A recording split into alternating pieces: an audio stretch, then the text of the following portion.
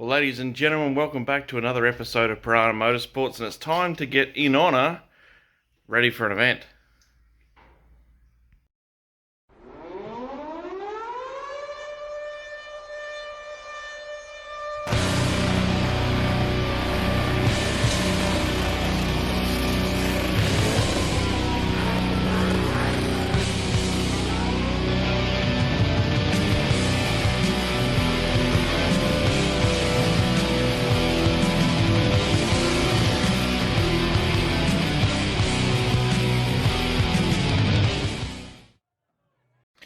Alrighty, INHONOUR's been parked here since we did the 1,000 subscriber celebrations.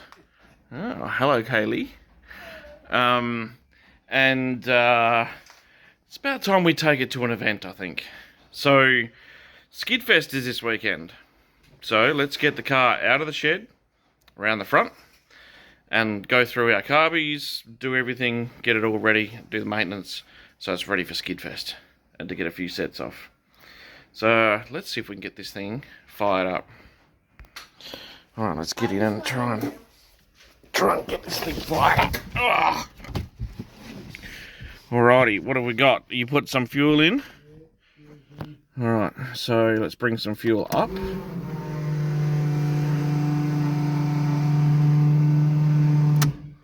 We should have fuel. Let's see if we have start.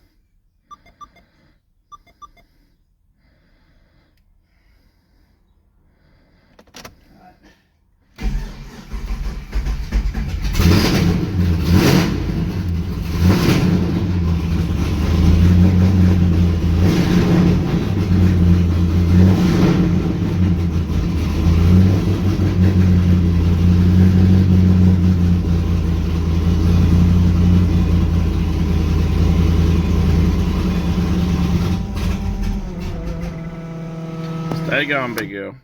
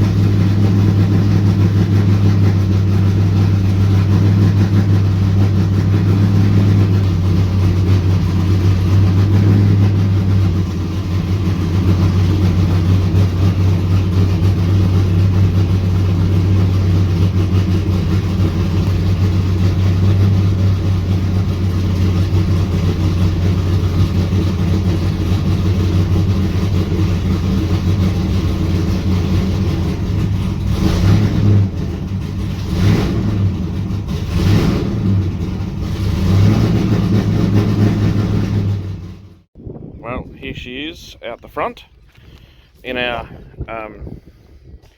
shed, carport. So what's the plan of attack? We're going to make a few changes on the tune wise of things. I'm going to jump on and do a little bit more tuning on the laptop. And then Dad's going to go through these carbies because it has been sitting for a little while with some methanol in it. So we're going to go through these. We've got some new gaskets and a few bits and pieces. We'll go through, clean all the lines, check out the pumps, and a few other little bits and pieces, and button it up and get it all ready to go for this weekend. So we'll do it. I was going to do this as part of the Skidfest video, but I think I might leave them separately. So we'll go through the car, get it ready to skid, changing tyres and bits and pieces, getting everything organised, and then we'll do a Skidfest video all of its own. That way it can be loaded full of burnouts and our trip and all that sort of stuff. So alright, we'll get stuck in and have a look and see what's happening with this car. She's not 100% at idle, moving around, so we'll ensure it's got something in there, probably full of crap, methanol sitting around, and we'll get her all ready to go. She desperately needs a birthday, so we're actually talking about that only just a little bit ago. Looks like a makeover is in the foreseeable future. When, obviously, is going to come down to a lot of other factors and time and stuff, so we will put those things together in the future, and we'll everybody will get to see that as it happens. Alright, let's get stuck in and have a look at these carbies and stuff. Yeah. Yeah.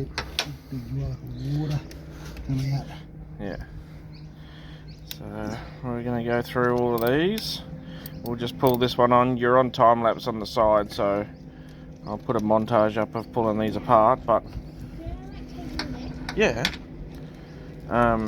you can let him off out there as long as he stays out there. Cat don't get in. Yeah, the cat's inside. Alright, so we're going to have a look at what's inside here, and then you'll be able to see what's it like in there. Yeah, so that all needs to be some shit in there, eh? Needs to be cleaned out, and in here. Yeah, big gooey stuff in there. So clean all that out, get everything all sorted, all four corners, blow all the lines out, probably clean the reg out. Jelly. Yeah. So we'll probably need to clean the reg too. And then clean the lines and the pumps and all that sort of stuff. So we're going to have to go through all of that. So while Dad's there mucking around with that, I've chucked the battery on charge. It was a little bit down, so I've chucked that on charge. If anybody hasn't seen this, it's a ammunition box, or it will be eventually. In here is battery, fuel pumps, relays for the fuel pumps, all mounted inside the box here, up from underneath the tray and out of the way, so that it's not in tyre damage ways. And we've got hard lines mounted into the tank and ball valves on there and breathers, etc. So yep, cool. Alrighty, and just for reference, they are just the Aeroflow black pumps, nothing special. So they do the trick. They're like 100 and, well, they used to be like 12 months ago, 110 bucks. I don't know what they are now. Yeah, probably. So yeah, she's a bit gumpy. So Dad will get in here and clean all these out. All new gaskets on it, etc, etc. So cool. Alright, front carb is completely apart. Seems to be pretty uniform, exactly the same right across. Dirty, filthy, blocked up. So we'll continue to strip these down, pull the regulator off, get everything going. We got some new gaskets. These are fairly new, and we got some new gaskets over there with Haley sitting on the wall to do the others. So we should be looking good. Alrighty, well, Dad's gone through, cleaned up all the carbs and replaced gaskets, cleaned out bowls, flushed lines, all that sort of stuff. Everything else seems to be working fine, except our bloody braided lines. They're not methanol ones, they're only bloody rubber lines, but we'd have to go through and change all our fittings and etc, etc, and that's probably a $1,000 bill that we don't particularly want to have at the moment. So we had enough left over to replace the two front ones. The two back ones seem to be leaking as well, so I've got Clint looks like he's going to help us out and grab some line and meet us at the at Skidfest with that. So it's only just a little dribble, which will be fine to get it on and off the trailer. All right, so last thing on the list is to drop oil and filter. So this oil's still the same oil that was in it as the break-in fluid, so oil, which was only, I think, a cheap, super cheap oil, wasn't it? I'm pretty sure it wasn't even Gulf Western. I'm pretty sure it was actually super cheap. I don't even know if it's got any Mauries in it. No, so we'll drop that out, and we've got a new filter and some oil and Mauries. clean as a whistle too. Yeah, it's not looking good. Looking good. All right, let's get underneath. And here we are, the Porana Motorsports proven combination. We run this in the V6. We run 6 litres of that and half a litre of that in the V6. So what are we going to run? About the same in this thing? 6.5 litres. So we'll do the same thing. 6 of this, half of that. It seems to work pretty well. We've never had any issues at all with the V6 with oil pressure or anything. It seems to, every time we take the oil out the car, it's looking like brand new. So And the bearings still. And the bearings are, yeah, it seems to work really well. So we haven't been running this in the LS's. We've been running the Penrite like everybody else does, but 2060. in the 2060, the Penrite, but we're switching so we have both the same in both of our cars. I can't see 2060 to 2050 being that much of an issue. Yeah, 2060 was like a sludge. Yeah, it was. She was pretty average. So, this should help a little bit with getting up to temperature and running temperature, like the oil up to temperature and stuff, a few bits and pieces better. So, anyway, this is what we use in Manged Up. This is what we're going to use in here. It's what we recommend. It's cheap. What was it? $29 on special for that. That's now $40 for a 1 litre, which used to be $15. So if anybody knows where you can get a carton of that for $100 these days, let us know. But yeah, this is our go-to oil. Now, if you'd like to have a very, very in-depth video on how to service your LS, go back a couple of videos in the playlist and find where my daughters serviced my car 5 years ago, and I lost the footage, and I found it and I put it together as a little video for you. So if you want to know how to do it in very, very fine detail, jump onto that video and give it a watch.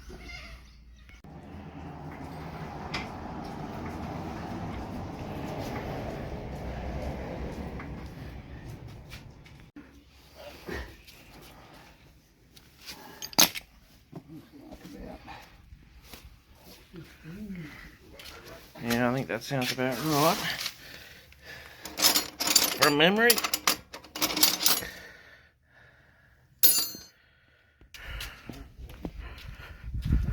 Right.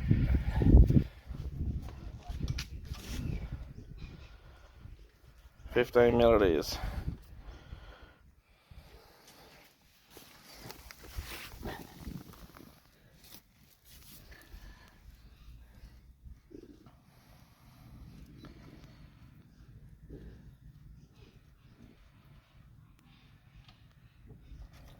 Ooh, water.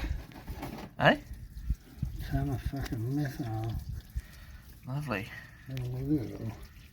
Yeah, that oil is clean as a whistle.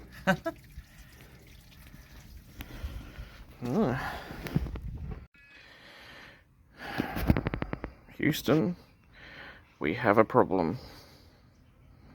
Houston, we have a problem. The next day. Good rest of mornings, guys. We are back working on this thing. So last night we left a little bit deflated, as you could see by that little clip that I've just put in. This morning, well, what we did is we ended up doing a compression test on the car, draining all the rest of the oil out, going through everything. Everything comes up mint. So it looks like those little chunks might have been left over from the last grenaded motor, and we've just missed them on the sump plug in the sump attached to the thing. So it's magnetic, yeah. So we can't seem to find anything else wrong with the car at all. Everything else seems to be fine. The compression was right up there across all cylinders. They're all very much the same, as we would expect. We had a problem with it blowing the starter ignition fuse. The starter wire was not isolated properly, so it just kept popping the fuse. So Dad's just mucking around now doing that. And then we've got to recheck some float valves. Check float levels. And that should be kick it in the guts and make sure she's ready to go. Oh, it's going to put some oil on it. So I'm tinkering with another car this morning, so I will go and continue with that while Dad plays with this thing. So we're not far from having this thing ready to go.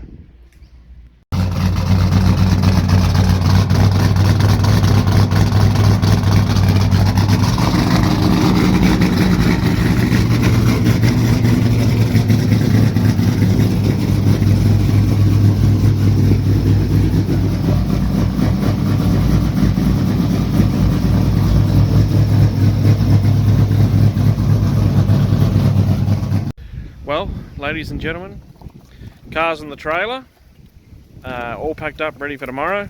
Just need to do a few tyres a little bit later on. Got sunburn today. It was a bit warm in the sun. It's actually quite a cool day, 28 degrees, but crispy. That's my stupidity. Car's running good, actually, really good. Well, I changed a little bit on the tune, added a couple more degrees of timing, actually a fair bit more timing at idle, and then added a couple more degrees of timing up the top and a couple more 100 RPM. So we'll see if that helps us stay off the limiter. Probably not with a 3.5 diff. But so that'll be the end of this quick little get the car ready for Skidfest video. And yeah, I'll probably put this out on Tuesday next week, which will be after Skidfest, and then I might release the Skidfest video a little bit later in the week as a follow-up to getting the car ready. So hold your hats, the Skidfest video is coming up soon, and hopefully, fingers crossed, the car goes well. Alright, thanks for watching. Please make sure you like, share, comment and subscribe, and we'll see you on the next episode.